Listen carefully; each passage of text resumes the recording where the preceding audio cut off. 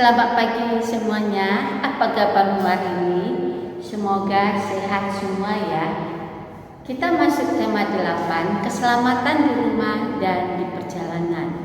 Subtema 3, aturan keselamatan di perjalanan. Anak-anak sudah tahu pastinya ya, di sekolah kita memiliki banyak teman dengan keberagaman. Oleh karena itu, kita harus hidup dengan teman sekolah. Rukun artinya tidak berselisih atau bertengkar. Contoh, rukun dengan teman sekolah, membuat kerajinan bersama, mengerjakan PR bersama, tidak bertengkar, belajar kelompok bersama, dan sebagainya. Sikap rukun merupakan wujud persatuan dalam keberagaman. Saat bermain juga kita harus menunjukkan rukun dengan teman-teman sekolah, walaupun berbeda jenis kelamin, suku bangsa, tetap kita rukun di sekolah. Kita umpamanya ketika rumah teman terkena banjir, tentu kita harus membantu atau memberikan sumbangan, baik berupa materi atau uang, pakaian yang layak pakai, obat-obatan, makanan dan minuman, dan sebagainya.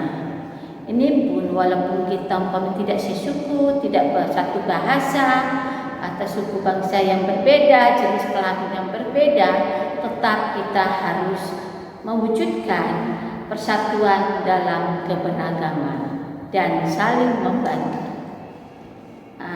Kita masuk dalam huruf kapital.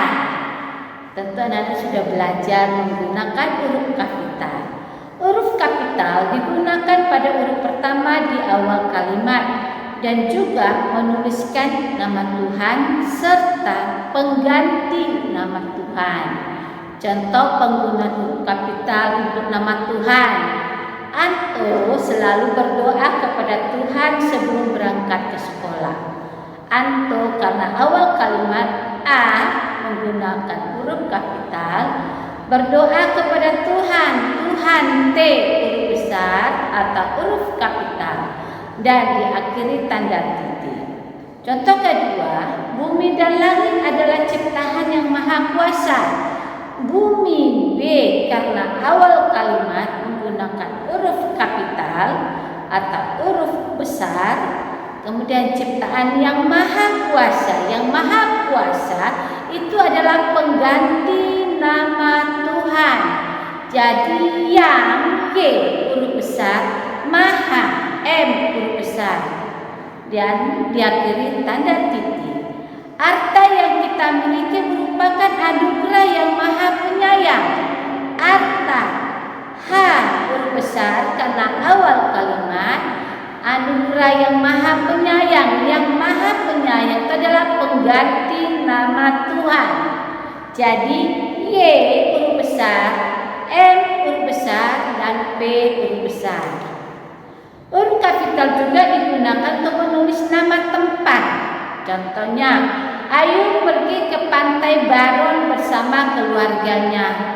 Ayu A huruf besar karena awal kalimat, Pantai Baron, P Pantai, B Baron, nama Pantai Baron, B huruf besar, dan P-nya juga huruf kapital atau huruf besar, dan diakhiri tanda titik. Nenek Gio tinggal di Bogor. Nenek karena awal kalimat, N huruf besar, Bogor nama kota, itu B-nya huruf besar, juga diakhiri tanda titik di akhir kalimat. Kemudian aturan penggunaan tanda titik pada kalimat.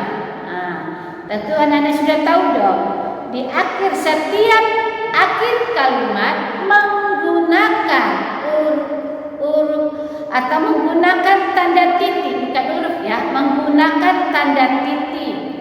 Contohnya, pamanku tinggal di Jakarta, titiknya ada sini. Kemudian nama singkatan, umpamanya Muhammad Nasir, karena kepanjangan Muhammad Nasir, M disingkat disingkat menjadi M titik Nasir. Yang pamanku bernama Muhammad Nasir. Muhammad M-nya disingkat. Muhammadnya disingkat menjadi M. Jadi M titik Nasir.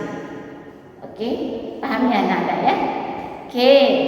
Kemudian tanda titik diakhiri digunakan setiap akhir kalimat dan singkatan nama orang. Itu sudah pasti ya. Kata tanya. Nah, kita masuk ke kata tanya. Kata tanya adalah kata yang dipakai dalam kalimat tanya untuk menanyakan sesuatu, baik itu orang atau benda, perbuatan atau tindakan, keadaan atau situasi dan sebagainya.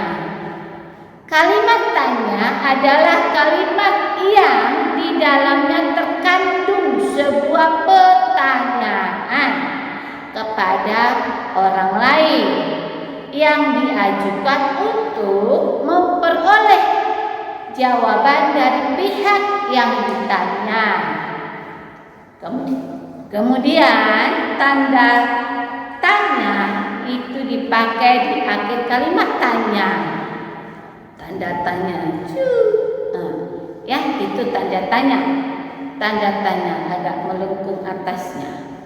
Kalimat tanya diawali dengan kata tanya. Nah, ini macam-macam kata tanya. Contoh, apa? Menanyakan sesuatu atau benda. Umpamanya, apa yang kamu punya? Apa itu? Nah, ya.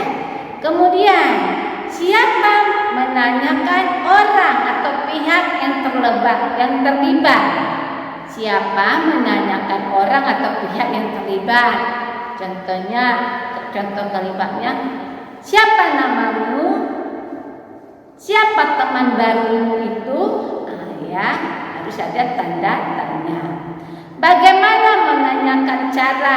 Bagaimana cara membuat sarang ketupat ini?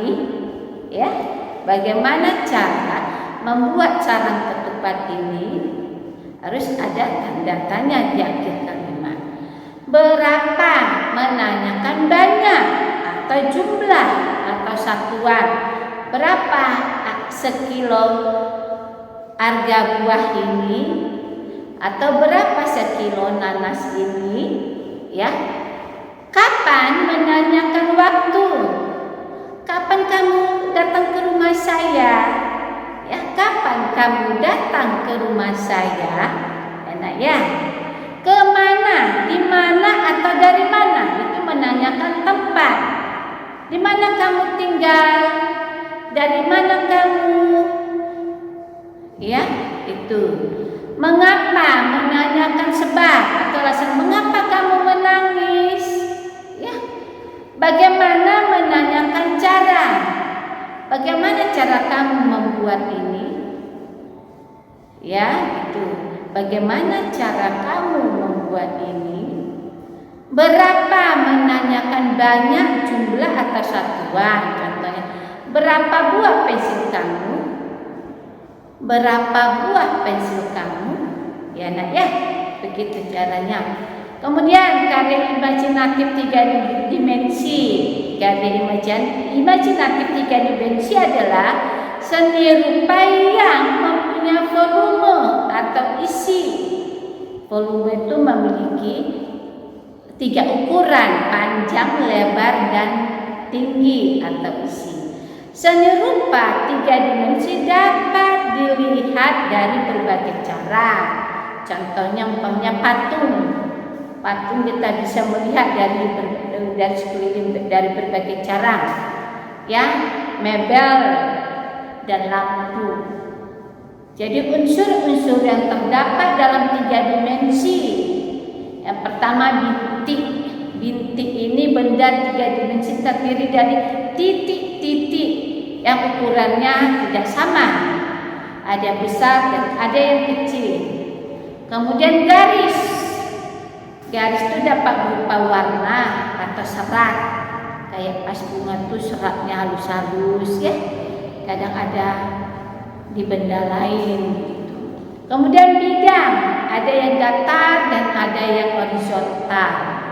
Warna ini banyak, ya, itu berbeda-beda. Warna biru, kuning dan sebagainya. Tekstur, yaitu keadaan permukaan suatu benda yang membuat benda tampak indah. Tekstur adalah keadaan permukaan suatu benda yang membuat benda tampak indah. Tekstur ini ada yang kasar dan ada yang halus. Ya, tidak semua tekstur itu halus, semua bukan. Ada yang kasar, ada yang halus. Kemudian bentuk atau bangun merupakan unsur seni rupa yang terbentuk karena adanya ruang atau volume. Itu. Jadi ketiga dimensi ini dapat dibuat dari berbagai bahan-bahan alami. Bahan alami adalah bahan-bahan yang diperoleh dari alam. Misalnya kulit kerang, dia bisa kita buat sebagai hiasan dinding. Akar tumbuh-tumbuhan, akar tumbuh-tumbuhan yang kering. Kemudian kulit salak, juga kulit jagung, tapi yang kering, kulit jagung yang kering. Ya anak-anak ya, semoga anak-anak dapat memahami pembelajaran. Demikian pembelajaran hari ini, semoga dapat dipahami video pembelajaran tersebut. Sampai jumpa, salam sehat.